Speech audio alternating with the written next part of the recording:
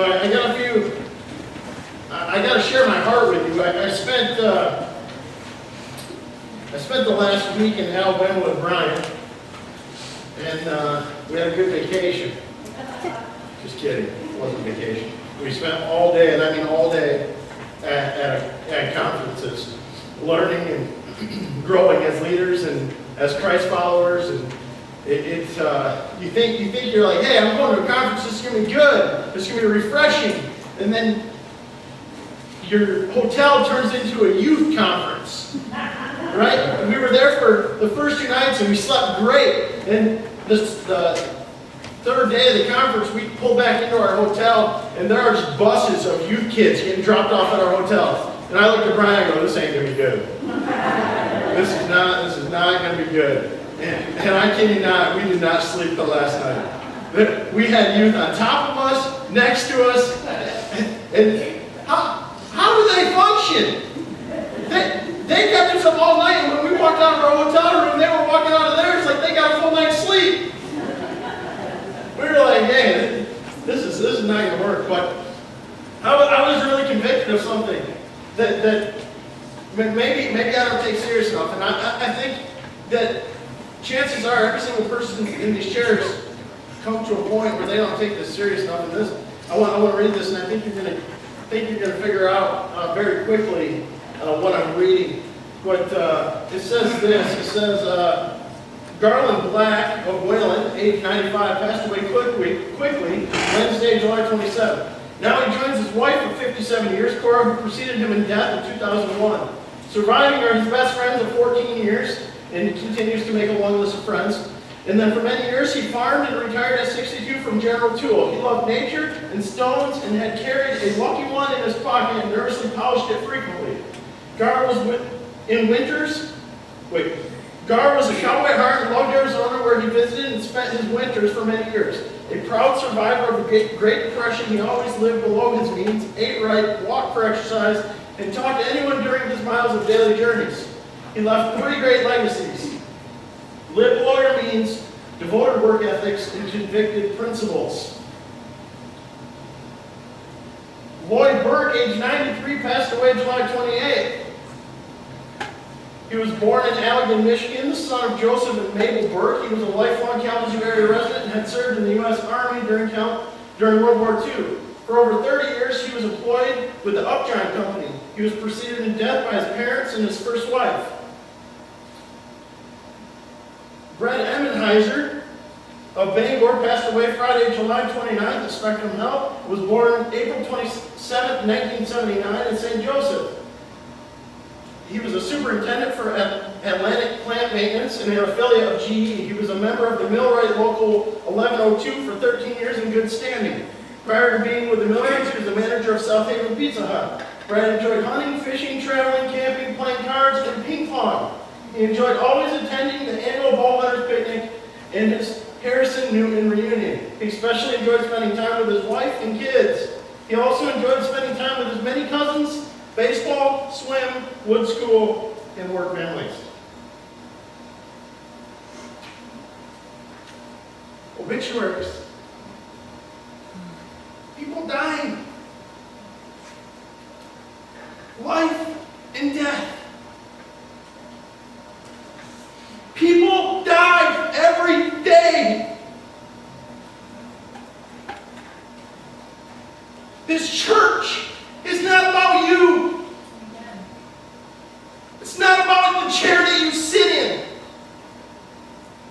It's about people dying. It's about people knowing Jesus.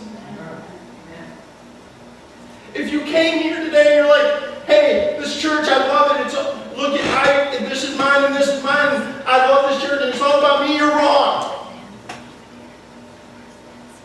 And I hate to say it, but I think God hates that mindset.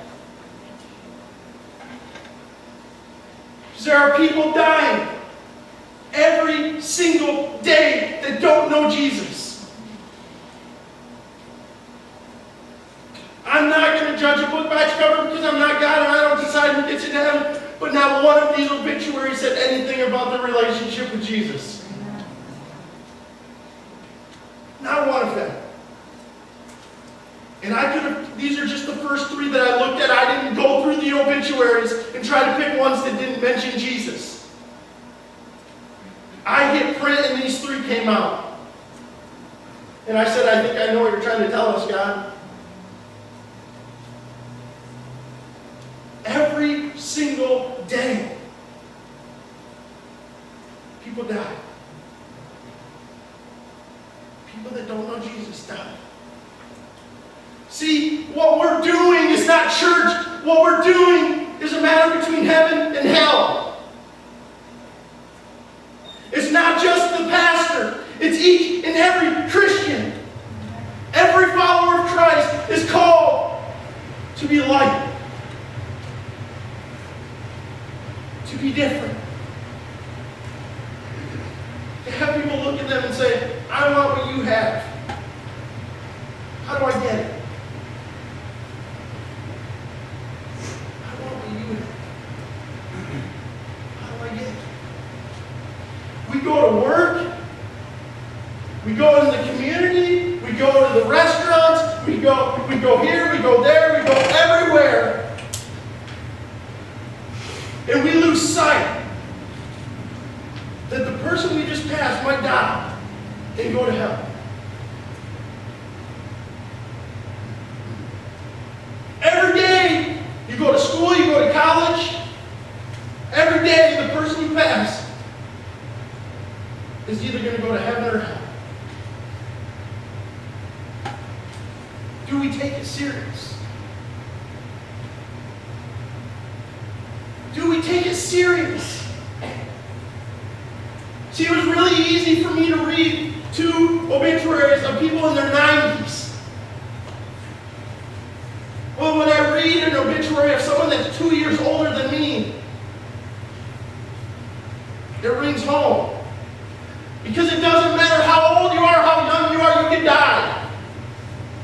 Tomorrow's not guaranteed. That person walking next to you or in front of you, or the person in front of you in line or behind you in line, they could die tomorrow. They could die standing in the line. Do you take it seriously?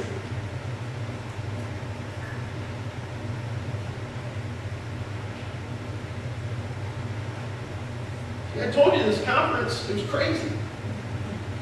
Because you go there to learn and God convicts your heart.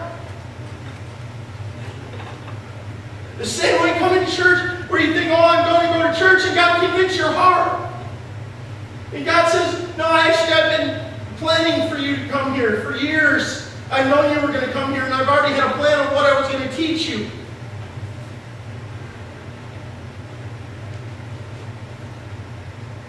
Because Kyle, I think you take this heaven and hell thing way too lightly.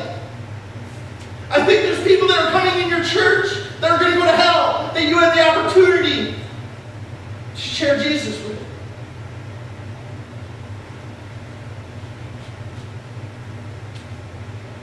Coming to church does not punch your ticket to heaven. Let me remind you. Right? The analogy that coming to church doesn't make you go to heaven the same way that being in a garage doesn't make you a car, right?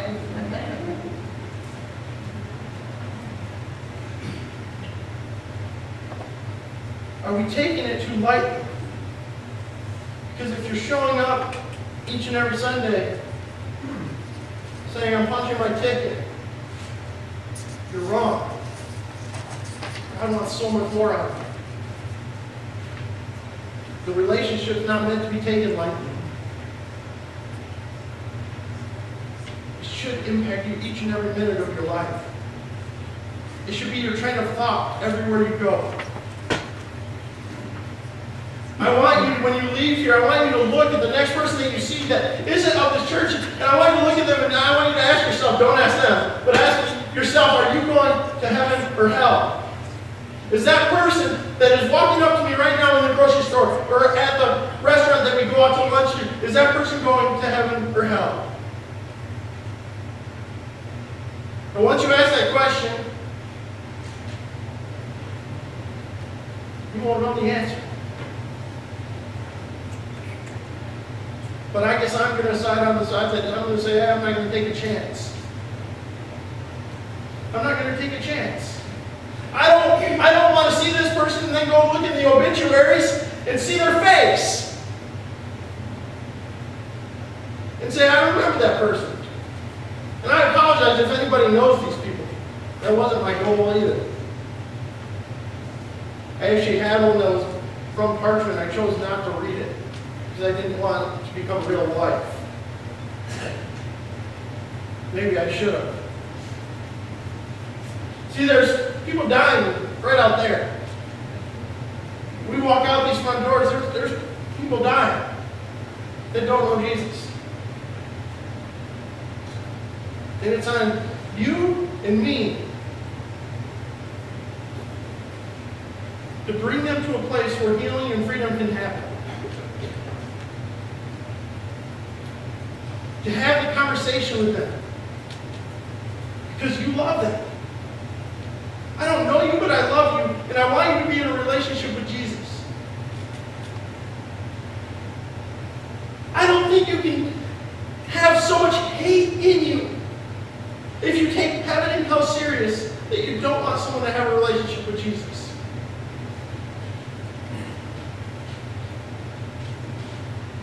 I understand that people hurt you in this life. This life is temporary. You're talking something that lasts forever. It doesn't end. A fire that's so hot that doesn't end. Gnashing of teeth that doesn't end. Fingers on a chalkboard that never ends. You fill in whatever is hell to you, and that's what never ends.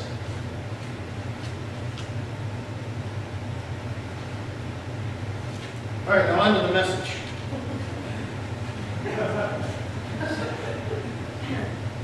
We're gonna look at it. It's funny, the message kind of goes exactly with that, like God knew what he was doing, but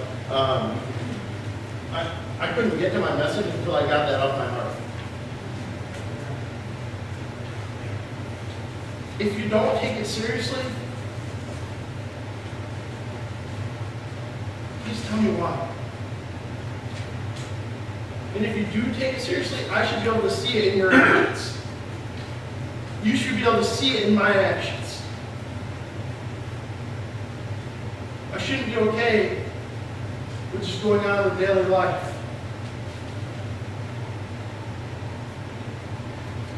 without knowing that I tried to introduce them to Jesus. Matthew chapter 5, verse 13, it says, "You are the salt of the earth, but if the salt loses its saltiness, how can it be made salty again? It is no longer good for anything, except to be thrown out and trampled by men." See, we look at salt as just this kind of casual household item that we keep up in the cupboard. Maybe if you really like it, keep it on your table or keep it in your kitchen, but it's salt, right? So why would Scripture talk about such a normal, weird thing? Like salt, you are the salt of the earth. You're salt.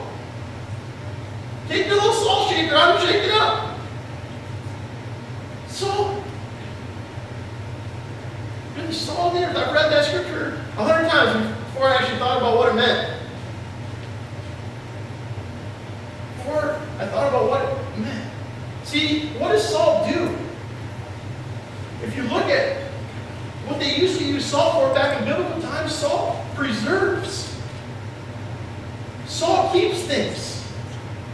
Preserves them. Salt purifies things. Preserves and purifies. See, what the Scripture's telling you is that you are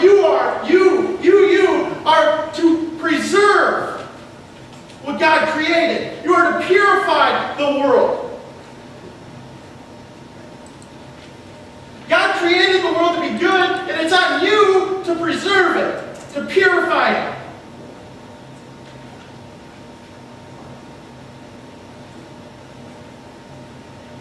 Not to defeat it, not to destroy it. But if salt loses its saltiness, how can made salty again. We've all been there, right? You're eating something like a McDonald's French fries. Right? You ever seen them shake that salt on those things? They're like, but you get them and they're old, and you're like, hey, how can I bring the salt taste back to them because it's not here anymore and they're soggy? And so you put some salt on and you're like, hey, it's just not doing it. You can't return it to what it was intended to. It's no longer good for anything except to be thrown out and trampled by men. That's true. If that was the end of the story, it would be a really depressing story. But then Jesus came. See, if that was the end of the story where everything bad we did and everything was taken out of its original and out of God's goodness and it was destroyed and trampled on by men and no longer good for anything, if that was the end of the story, our lives would suck. I'm sorry to tell you that in such frank words, but your life would be terrible. You see it all in the world. You see someone that has no hope in anything and they think that their life is ridiculous. That is why people commit suicide. That is why people don't want to live anymore, because they can't find their hope. And I don't want to, side note, I don't want to get into the whole mental illness thing. I understand that side of it too. We touched on that a few weeks ago. But hope is found in Jesus. People are restored in Jesus. Your old is gone, and you're found new. Created new. See, I think it's interesting. Salt also does two other things. It melts things. The same way I feel like Christ melts our heart. See, you know what else salt used to do? I don't know if we use it for this anymore, but someone in the medical field can prove me wrong. It heals things. Salt heals. There are so many people that have been hurt. Hurt by others, hurt by the church, hurt by religion. Hurt. Christ heals. Christ heals. And it might not happen in the time that you think it should happen. I've heard good stories that took 20 years to become a good story. I've heard of people that I used to go to high school with that have now accepted Christ, and that was 20 years ago, and I think of the person they were 20 years ago, and I go, oh, thank God they found Jesus. Thank God. Because I remember who they used to be. And when I find out that they've accepted Jesus and they're new in Jesus, they're made new. They're made new. Think about your life. Think the day that you accepted Jesus, that the day things were changed, the day you were made new, the day you were walking, the day, think about how long it took to get you. The hurt that had to happen to get you.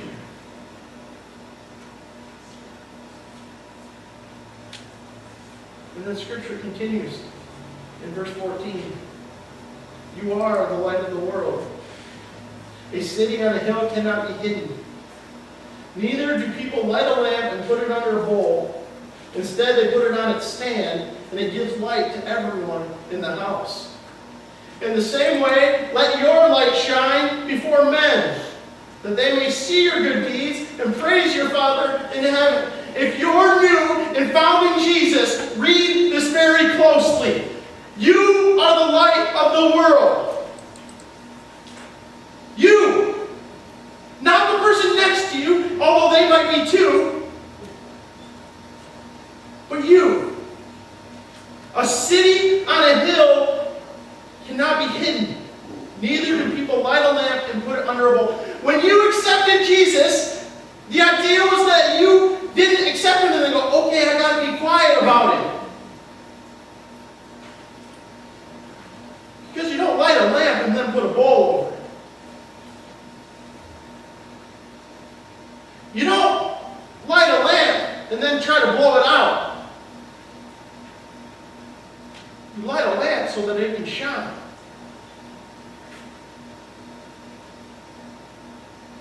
Are you shining?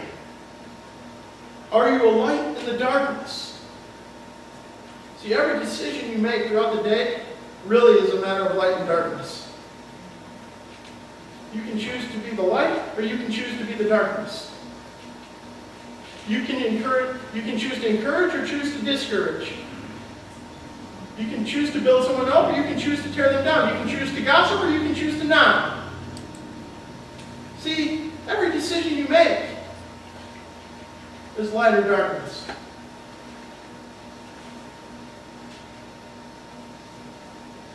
You have a choice to look at the screen or not to look at the screen. You have a choice to read that or not to read that. You have a choice, you have a choice, you have a choice. Light or darkness. Light or darkness. Neither do people light a lamp and put it under a bowl. Instead they put it on a stand and give light to everyone in the house. Everyone! You're shining a light to everyone! Unless you put a bowl over it. Let your light shine before men, that they may see your good deeds and praise your Father in heaven. I want what you have. Don't we want everybody to say that? I want what you have. I know they're not talking about my cars. I know they're not talking about my bank accounts. So what are they talking about? They're talking about the difference they see in you. They're talking about the love that they see in you. They're talking about the light that they see in you. They're talking about the difference. The real difference.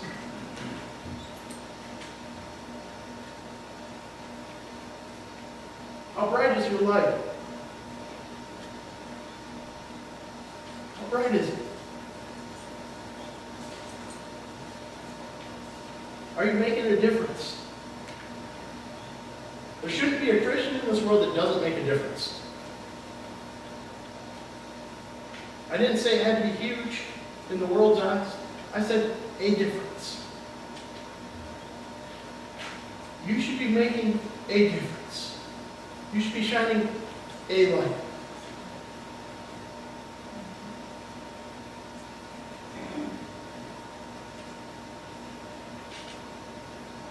We know the story of Paul and Silas in prison, right? And how they were beaten, jailed, awful things happened, right? And the jailer at the end of it thought he lost him, right? Thought he lost him. He's like, I'm going to be murdered. I'm going to be killed. I can't believe they got away. And they said, oh no, we're right here. We're right here. We're not going to, we're going to be different. We're going to shine a light.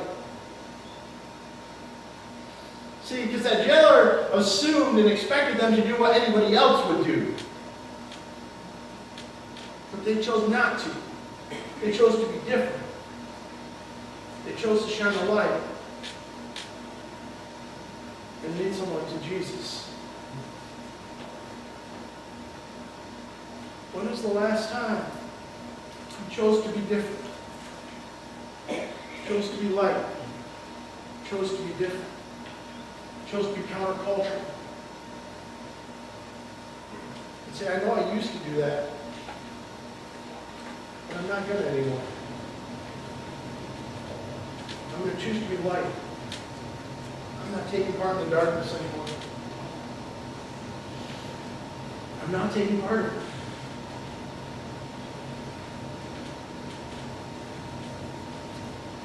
You ever gone to work and go, I can't work there. I'm a Christian. They do awful things. They say awful things. My boss yells awful things at me. I cannot believe the things that come out of people's mouths at my word. Maybe it's your school. You go, I don't know how I can be a Christian. You know what? Let me tell you, I think God put you there. I think God put you there because you're the light that that place needs. And although you think that they don't like you or they're not accepting you because you're a Christian, because you're different, they're going to come to a point in their life where they want what you have. You just have to wait for that. You have to plant that seed that says, hey, if you're ever ready to have that spiritual conversation, just know that I'm willing. If you ever want to hear about Jesus, just know that I'm willing. I'm not pushing it down your throat. Just know that if something ever comes up in your life and you want to talk to someone, just know I'm here to talk to you. 10 years later, that person's going to remember that. 5 years later, 20 years later, you might not even work there anymore. Your phone might ring, your front door might get knocked on. And they say, my spouse just left me. I just lost my job. You fill in the blank. And I want to talk to you about it. See, that's light. That's a lamp. It's funny in Acts 16 at the end of that. It says the jailer woke up and when he saw the prison doors open, he drew his sword and was about to kill himself. Because he thought the prisoners had escaped, but Paul shouted, "Don't harm yourself, we're all here."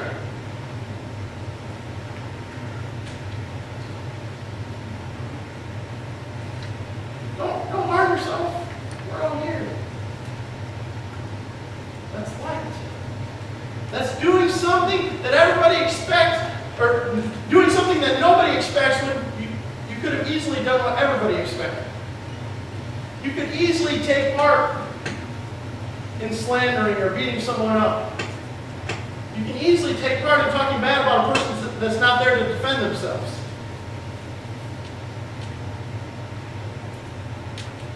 But standing up for that person when no one expects you to is light. I was reminded of a song, right? And you guys all know it.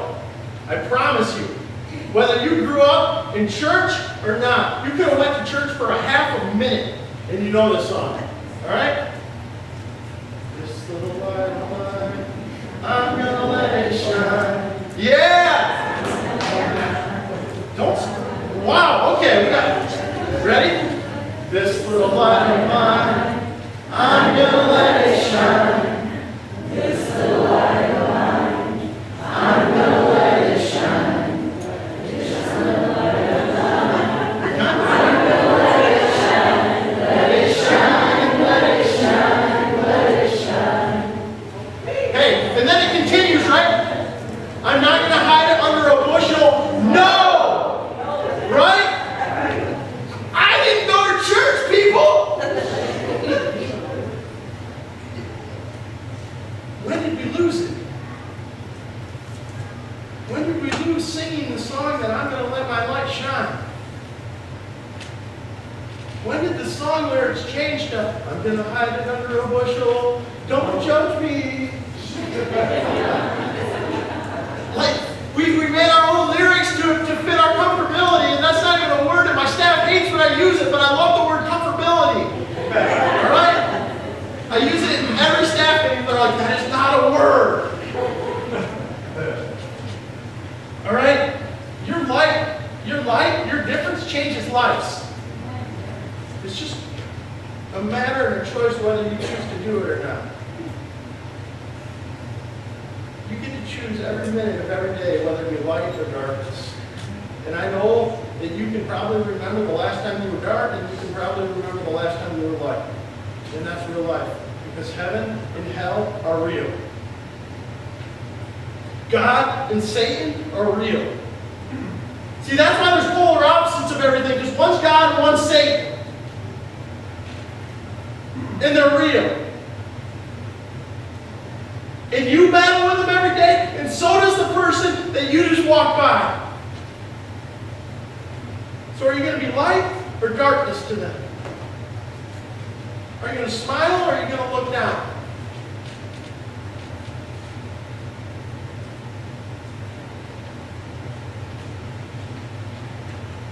I think that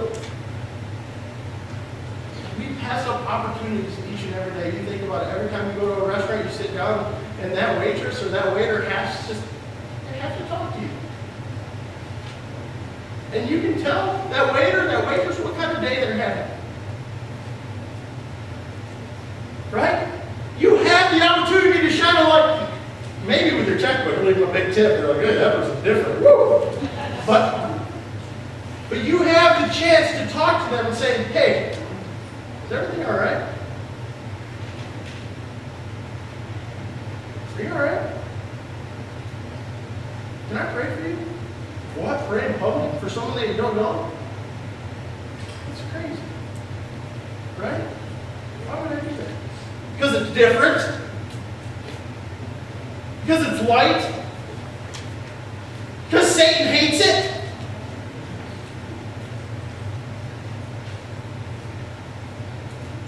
When we see it, it goes viral.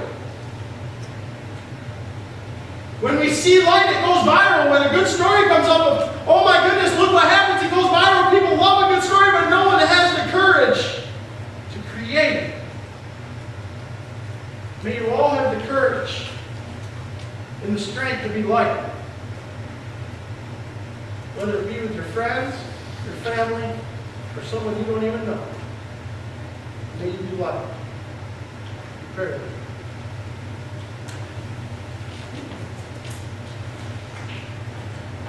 Father,